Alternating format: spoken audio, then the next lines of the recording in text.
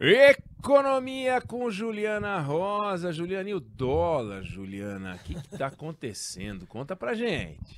Pois é, tô aqui acompanhando que o dólar hoje cedo bateu 5,30 de novo, mas agora há pouco cedeu, foi para 5,25. E o que está acontecendo, Oineg, é que você tem aí uma conjunção de fatores. Eu até estava aqui fazendo uma gravação de uma entrevista agora, Oineg. Primeiro, boa tarde aí para você, para o Fábio, para a Débora e para o nosso Tarde. ouvinte. Porque ontem no Jornal da Band a gente falou que o motivo principal ontem era Estados Unidos, né? Que é o motivo principal, assim, o pano de fundo principal dessa alta do dólar é Estados Unidos. Estados Unidos ontem divulgaram dados que deixaram na dúvida novamente se o juro por lá ia começar a cair, agora em setembro ou não. E o grande pano de fundo é esse, porque os Estados Unidos estão com juro em torno de 5,5%, que é o maior juro em 23 anos. É uma dose cavalar de juros para baixar a inflação, e a inflação dos Estados Unidos está resistindo a baixar. É aquela história do pós-pandemia, né? A mesma dose de remédio sempre fez a inflação baixar e agora está precisando de uma dose maior para baixar.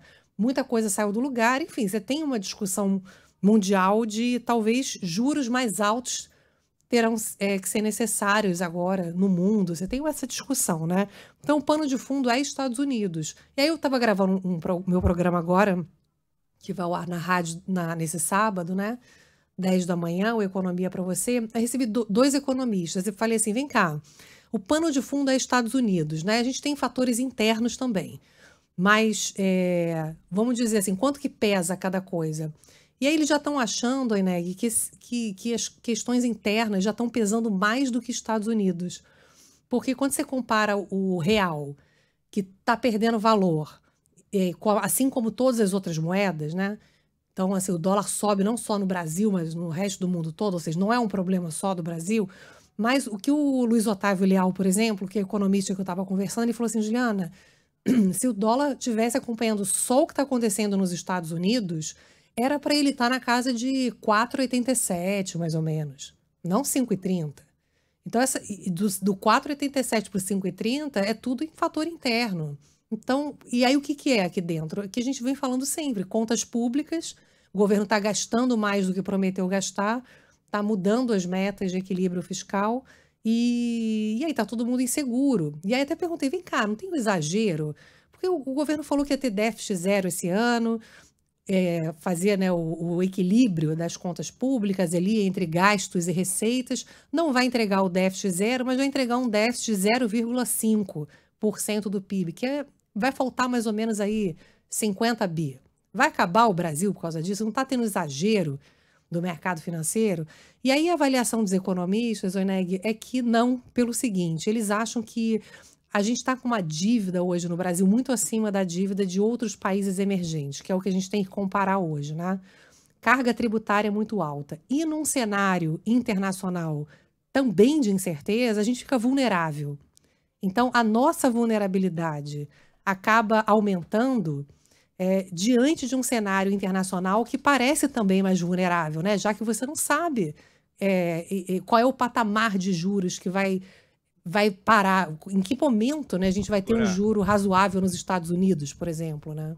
Juliana, deixa eu te perguntar uma coisa. Quando a gente pega a inflação americana e a taxa de juros dos Estados Unidos, a inflação americana projetada 3,4.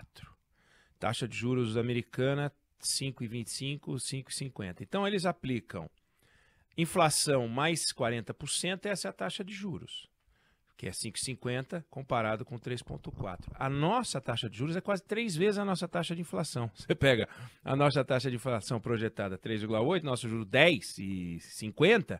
Então é quase que o nosso remédio é 3 chineladas para matar uma barata, e a deles é 40% sobre a inflação, né? E funciona de alguma maneira ou não. Mas aqui é 3 chineladas para matar uma barata, é 3 vezes a inflação, não? Então, o debate todo é esse, né? Você não está tendo um exagero nessa dose do remédio, né? Enfim, o que acontece é que a mulher de César não basta ser honesta, não é isso? Tem que parecer honesta também.